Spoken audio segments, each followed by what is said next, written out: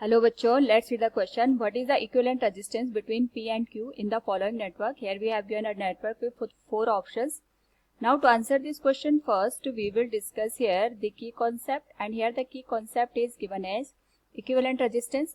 Now यहाँ पे सबसे पहले हम सीरीज कॉम्बिनेशन में देखते हैं, तो सबसे पहले हमें ध्यान रखना होता है सीरीज कॉम्बिनेशन में जो रेजिस्टेंस है इनका एक ही टर्मिनल आपस में कनेक्ट होता है और जो करंट होती है वो दोनों में सेम फ्लो करती है, यानी R1 और R2 अगर सीरीज में कनेक्ट है तो यहाँ पे करंट का अमाउंट सेम होगा, एक ही टर्मिनल आपस में कनेक्ट होंगे और इक्विवेलेंट रेजिस्टेंस की वैल्यू होगी R1 plus R2 plus R3 and so on. इसी तरीके से पैरेलल जो कॉम्बिनेशन होगा इसमें गिवन रेजिस्टेंसेस के दोनों टर्मिनल आपस में यहाँ पे कनेक्ट होंगे R1 R2 R3 इस तरीके से।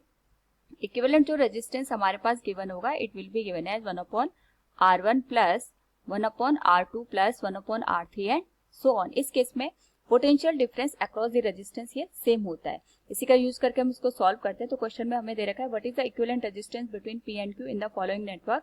तो यहाँ पे ये टर्मिनल हमारे पास P है, इसका पोटेंशियल अगर हम यहाँ पे P मान लेते हैं तो क्योंकि कोई भी रेजिस्टेंस नहीं दे रखा है तो कोई भी वोल्टेज ड्रॉप नहीं होगा, तो इस पॉइंट का पोटेंशियल भी P के बराबर ही आएगा। हम यहाँ पे मान लेते हैं कि हमारे पास जो पोटेंशियल है वो N के बराबर है और इस पॉइंट का जो पोटेंशियल है वो Q के बराबर आएगा, क्योंकि ये जो टर्मिनल है ये Q दे रखा है ना। अगर हम ऑब्जर्व करें तो यहाँ पे हमारे पास इस ब्रांच में कोई भी रेजिस्टेंस नहीं दे रखा है, जिसकी वजह से कोई भी ड्रॉप नहीं होगा, पोटेंशियल में कोई भी चेंज नहीं आएगा। तो जितना पोटेंशियल Q पे है उतना ही ये पोटेंशियल हमें यहाँ पे शो होगा। नाउ अगर हम ऑब्जर्व करें तो ये जो रेजिस्टेंस है इसके अक्रॉस जो पोटेंशियल डिफरेंस है वो N और Q के बीच में है और ये जो रेजिस्टेंस है इसके बीच का जो पोटेंशियल डिफरेंस है वो भी N और Q के बीच में ही है, यानी इनका जो पोटेंशियल डिफरेंस है वो सेम है और दोनों टर्मिनल आपस में डायरेक्टली कनेक्ट है। तो हम कह सकते हैं हमारे पास ये दोनों जो रेजिस्टेंस होंगे पैरेलल में कनेक्ट होंगे। तो हम यहाँ से इनका पैरेलल कॉम्बिनेशन अगर देखें तो 1/R plus 1/R this will be given as 2/R, यानी R डैश की जो वैल्यू होगी from this will be given as R/2। Circuit कुछ इस तरीके से हमें ऑब्जर्व होगा। ये हमारे पास P आ गया जिसका रेजिस्टेंस R है, ये हमारे पास यहाँ पे नेक्स्ट रेजिस्टेंस आ गया R, ये N आ गया और इसके बीच में यहाँ पे जो हमारे पास रेजिस्टेंस बनेगा ये तो Q आ गया, ये हमारे पास यहाँ पे R/2 के बराबर बनेगा। नाउ हमें यहाँ पे जो P और Q है इसके बीच में यहाँ पे जो रेजिस्टेंस है वो फाइंड आउट करना है। ये हमारे पास टर्मिनल हो गया P।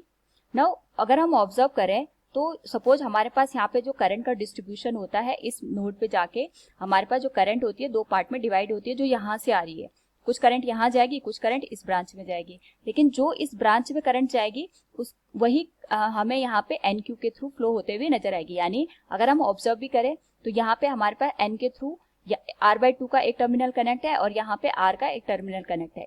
जो करंट हमारे पास इस वाली ब्रांच में आएगी वही करंट इसमें भी जाएगी, यानी दोनों यहाँ पे सीरीज में कनेक्ट होंगे। तो ये आ जाएगा R double dash will be given as R plus R/2 this will be given as 3R/2 के बराबर। नाउ जो सर्किट है कुछ इस तरीके से ऑब्जर्व होगा हमें। ये टर्मिनल आ गया हमारे पास P, यहाँ पे रेजिस्टेंस आ गया R के बराबर और ये हमारे पास जो रेजिस्टेंस है ये बन गया 3R/2 के बराबर और यहाँ पे जो टर्मिनल आएगा दैट विल बी Q। दोनों पैरेलल में कनेक्ट है क्योंकि यहाँ पे हमारे पास दोनों के आपस में जो एंड टर्मिनल है आपस में कनेक्ट है। तो जो फाइनल इक्विवेलेंट रेजिस्टेंस बनेगा इसको हम लिख सकते हैं 1/R प्लस 3R/2 का रेसिप्रोकल हम यहाँ पे लिखेंगे। तो ये हमारे पास बन जाएगा सीधे 2/3R, इसका हम रेसिप्रोकल करके लिखेंगे।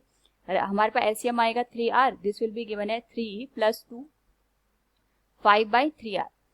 ओवरऑल वैल्यू का रेसिप्रोकल करें तो equivalent resistance will be 3 into R divided by 5. This will be the final answer. So from the question we can say option A is the right one. Hope all you understood it. Thank you and best of luck.